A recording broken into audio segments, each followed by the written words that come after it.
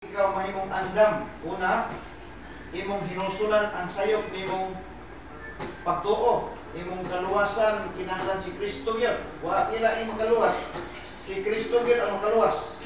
Muna nga ingon ang pulong sa Ginoo, John 3:16, for God so loved the world that He gave His only begotten Son, that whosoever believeth in Him should not perish but have everlasting life.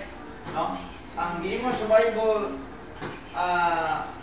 Lynn, na imong saligan sa Jesus, no? Kaya kini atong bukuyo sa kalibutan, gitawag man ni og lumalabay, gitawag ni siya og may utlanan.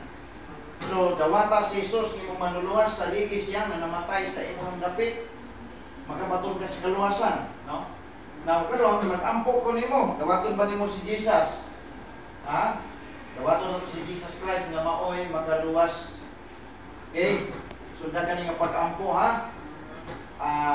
Ginoong Jesus, ako makasasala o dili makahimo pagluwas sa akong kalag. Ginoong Jesus, dawaton ko ikaw na akong personal nga akong manuluwas o luwas sa ako ni ining katalagman karon na midangat sa akong kinabuhi. Ginoong Jesus, ikaw ang akong saligan karon.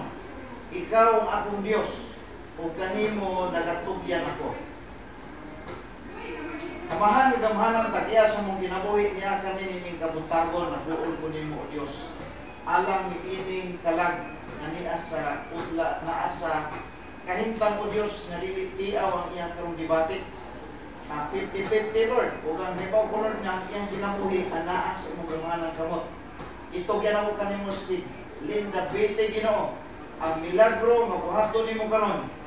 Buhata Ginoo sumala sa imong plano Amahan. Salamat sa imong paghatag nga namo kayo nga makaabot mi dinhi. Ikaw o Dios, maga-extend sa iyang kinabuhi gikan karon. Ibalik ang normal Ginoo nga pagbati sa iyang karon Ginoo ginhawa. Lord, milagroso ka nga Dios. Ikaw ang Dios nga doktor sa tanang mga doktor. Ang iyang kinabuhi ana sa imong kamang gamot. Ito ginawa kanimo Elohim Adonai o Yahweh. Diyos ikaw na naghimo sa kalibutan sa ngalan ni Jesus. Amen.